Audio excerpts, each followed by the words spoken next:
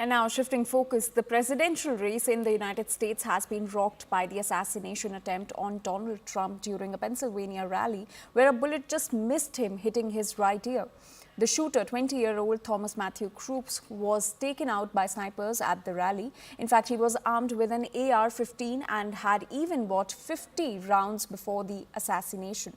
He, in fact, was a registered Republican. But as Trump surges in the polls, striking a defiant note, he will pick his VP nominee at the Republican National Convention in Milwaukee and has achieved legal relief in the classified documents case that has been dismissed by a Florida judge.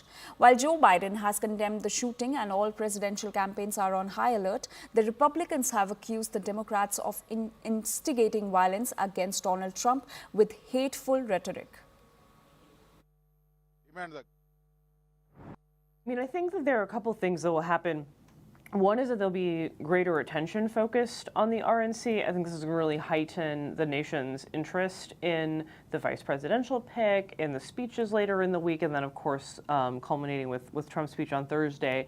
It will also be interesting to see what people say about tone and about a kind of larger theory of what's driving what happened yesterday. It'll be hard to distinguish any bump that Trump might get from this event, any sort of short-term or longer-term kind of rallying effect around him from a campaign rally effect. That'll be one thing that'll be difficult to distinguish. And the convention bump is real, and often it sort of fades off, but has some lasting impact, and that'll be true for both conventions most likely. I think that the image clearly has landed with some people, and I could see the campaign kind of using this image.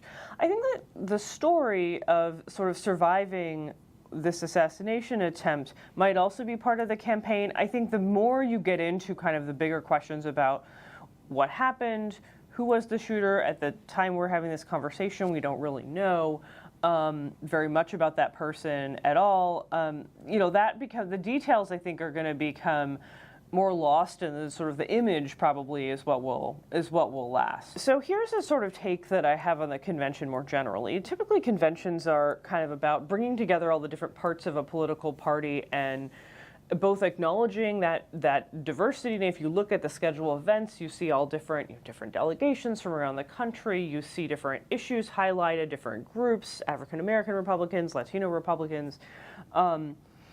So acknowledging that diversity in party coalition and then bringing it to unity around the candidate.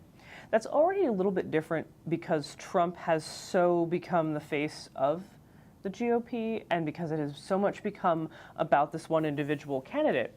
And it seems likely that this event will amplify that as the RNC is trying to map on Trumpism onto existing practices. I think we'll run into certain kinds of tensions as it gets, as you said, more into specific issues, more into specific implications. And so using the event as kind of a rallying point is one thing, but then I think there is a little bit of a tension there between the sort of rally around a leader versus rally around a party. Donald Trump's making sure that not even a bullet can stop one of his most eagerly anticipated events in the race to the White House. The Republican National Convention, which has been months in the making, kicks off. It runs Monday to Thursday in Milwaukee.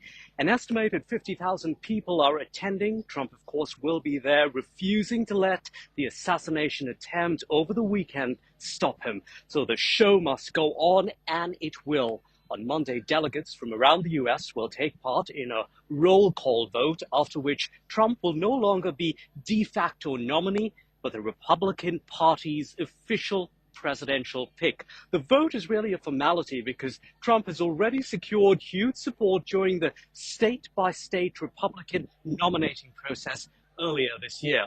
Now, like most conventions, expect a whole lot of pageantry, speeches, people wearing all sorts of funny hats, and in this case, shouting out MAGA slogans. So that really is the predictable part. Now for what we don't know. Given Trump's brush with near death, the convention is now likely to be an indicator on how the Republican Party and Trump himself will shape the political mood over the coming weeks and months. Are we going to see an increased amount of rhetoric which has divided the country? Will the assassination attempt be used to appeal to the MAGA base that they are now seriously under attack? Or will this be a moment to reset and lower the political temperature across the country? A day after gunshots rang out at a Trump rally in Pennsylvania,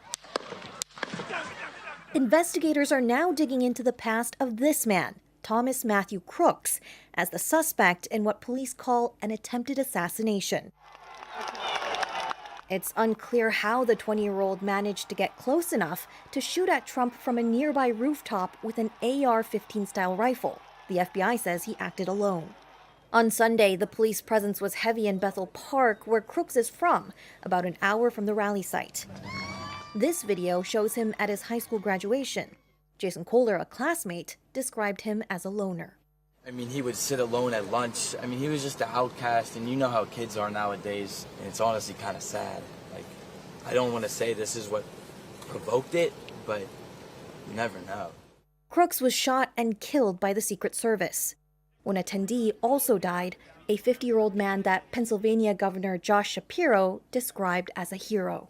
We lost a fellow Pennsylvanian last night, Corey Comparator.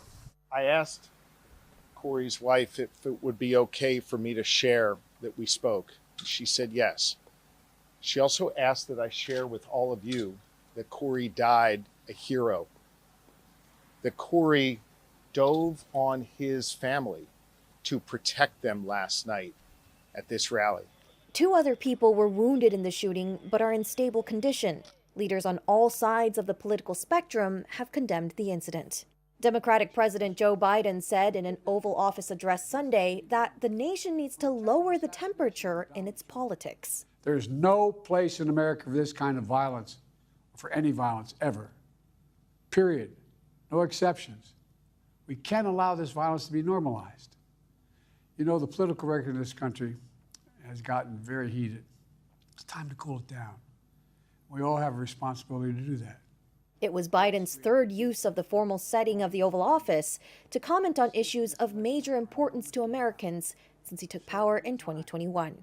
Meanwhile, investigators say they still don't have a motive for the attack. I'm at the Trump rally and somebody just started shooting. What just happened? Johnny Palmadesa, a Democratic strategist, was at the rally on Saturday to get in touch with Trump supporters when shots rang out. Oh my God. I watched mothers shield their children from bullets. I watched husbands jump on their wives. I watched elderly people struggle to leave fast enough. Some of them practically gave up and decided, I'm just going to wait here because I can't get out right now. That's not okay. Trump is now due to receive his party's formal nomination at the Republican National Convention, which kicks off in Milwaukee, Wisconsin on Monday. On Sunday, the Secret Service said it was